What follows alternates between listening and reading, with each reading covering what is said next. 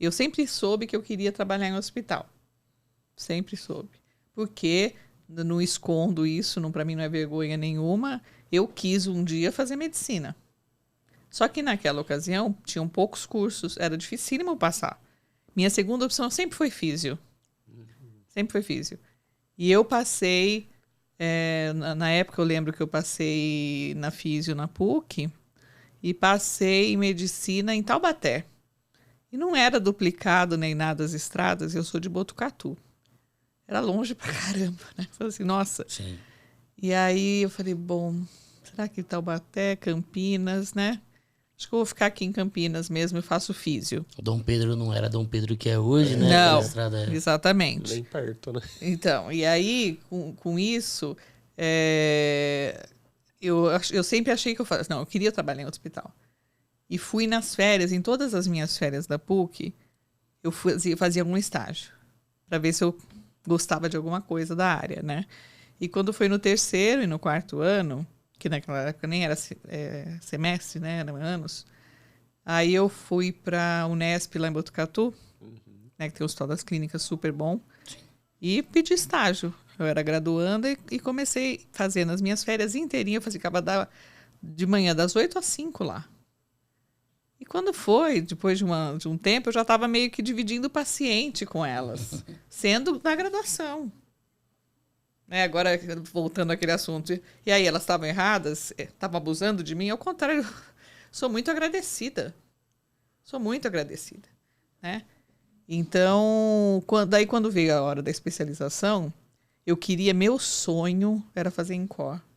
Porque eu tinha a Marinês Feltrin, para mim, como a deusa da fisioterapia respiratória. E o INCOR, eu falava, gente, eu vim em todos os cursos dela, que ela fazia as jornadas, chamavam jornada, não sei o quê. E eu achava o máximo. E eu não passei no INCOR. Fiquei triste pra caramba que eu não passei no INCOR.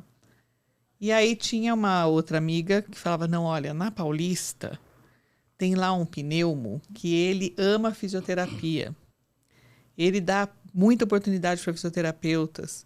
Ele acredita, ele isso, ele aquilo, ele sabe tudo de músculo respiratório. Jardim. Doutor Jardim.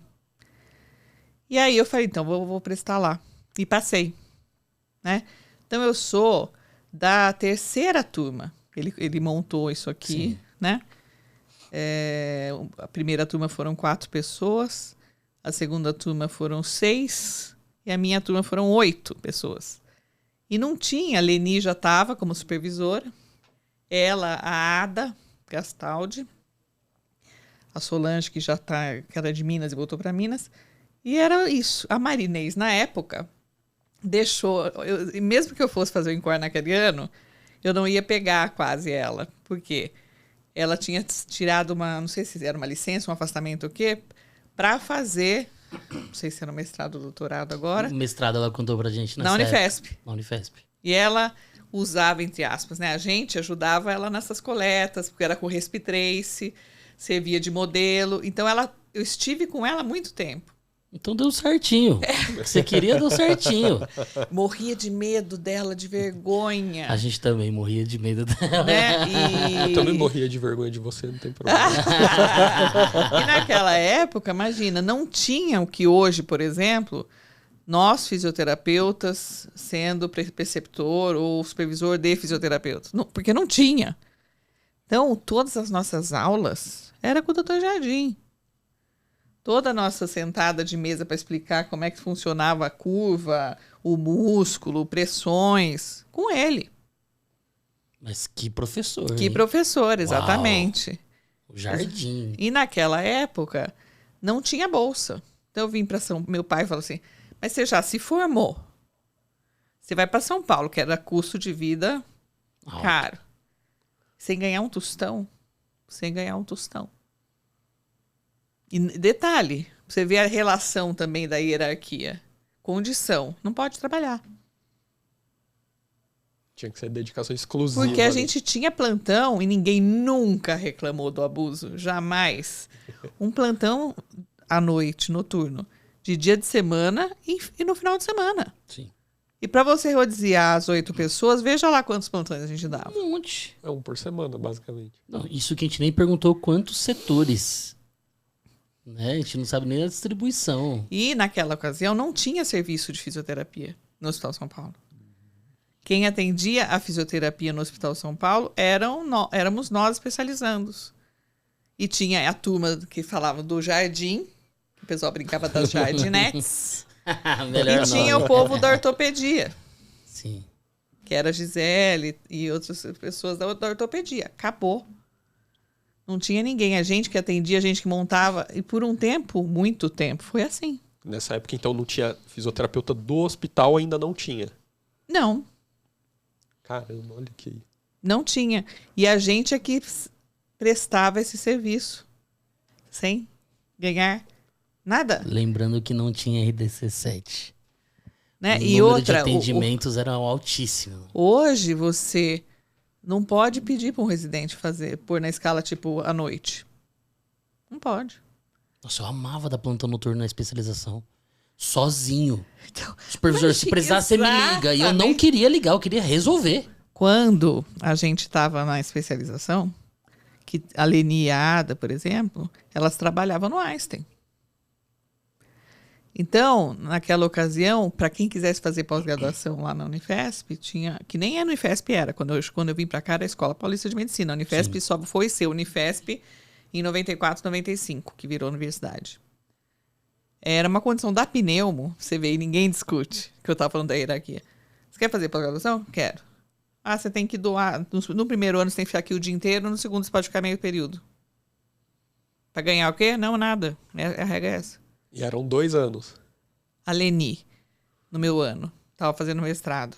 Ficava das 8 às 5, fazia noitinha no Einstein, das 6 à meia-noite, ou das 5 às 11, uma coisa assim. A Ada já estava no segundo ano, portanto ficava meio período. E a gente ficava o resto. E ficava à noite. E ficava de final de semana, era 24 horas. Sim.